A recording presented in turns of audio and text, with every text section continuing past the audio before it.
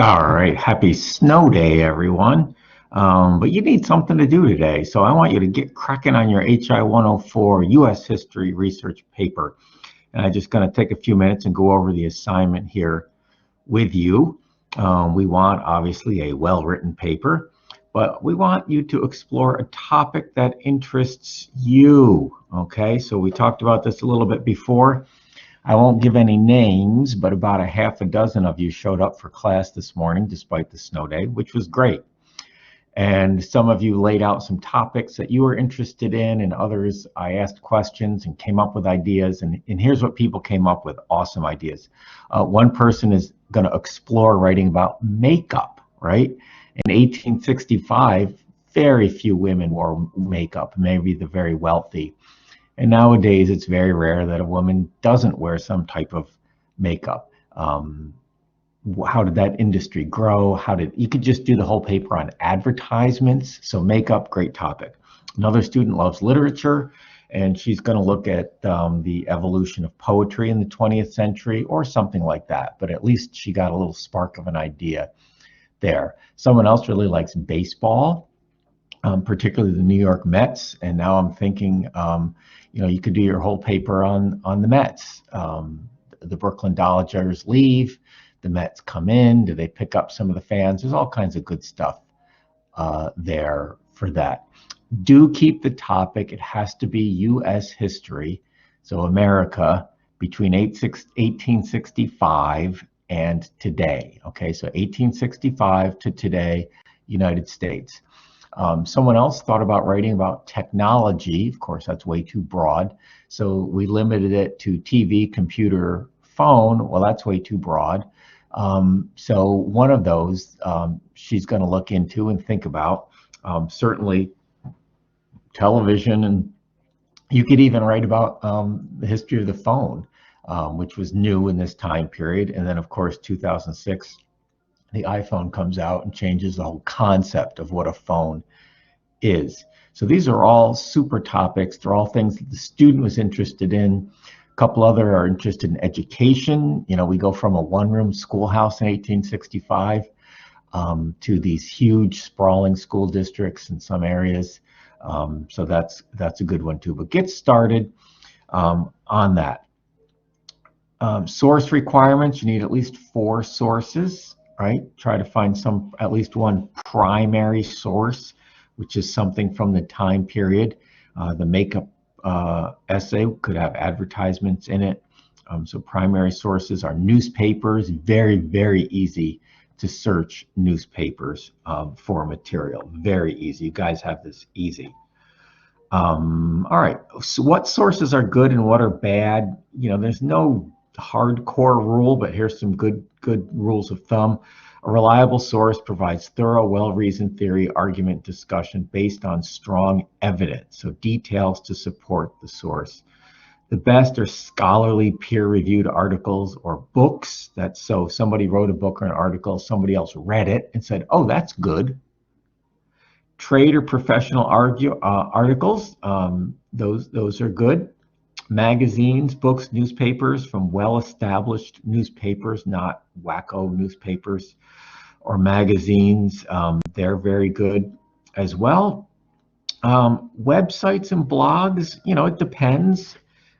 The National Park Service website is very reliable for history things, all the different parks. The National Association of Makeup Retailers, obviously a website from people who sell makeup is going to be biased in favor of selling and buying makeup. So you have to understand the bias, but they still might have some good information. So just because something's a website or a blog doesn't mean it's good or bad. You have to think about and ask me if it's reliable or not. Anything with a political bent, you have to wonder. Wikipedia, I know a lot of people like Wikipedia.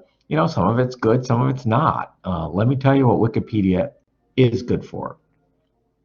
It's a good place to start, see something, and then use that as a jumping off point. So if you're looking at a Wikipedia page and the sources aren't good that the page uses, but it seems like it's true. Take what you learned there, put that in a Google, search for that in a newspaper, and then find a reliable source. So I don't consider in general Wikipedia a reliable source. However, it's a great place to pick stuff up and then prove it looking through other sources. I hope that made sense. So when in doubt, ask me if a source is reliable and trust your instinct. You guys weren't born yesterday. All right, if you need help finding sources, see me or contact our college librarian. And our college librarian made up a research guide, or here's stuff about the library. The online database that is so easy to access. It's too easy. No, it's not too easy. At our library, that's going to be really helpful to you, okay? And you have to just be able to go to the college website, go to the library page, and you do need to sign in. You do need to log in. And this site here will show you how to log in. It's not hard. It's not hard. All papers have to use Chicago Manual of Style. What, little Timmy's here. Little Timmy. All right, I use the Chicago Manual of Style is what historians use because it's important as you're reading when a source is used, you want to be able to look right away easily at the bottom of the page and see if it's a good source or not. So it's not this might be the hardest part of the paper, but hey, I figured it out.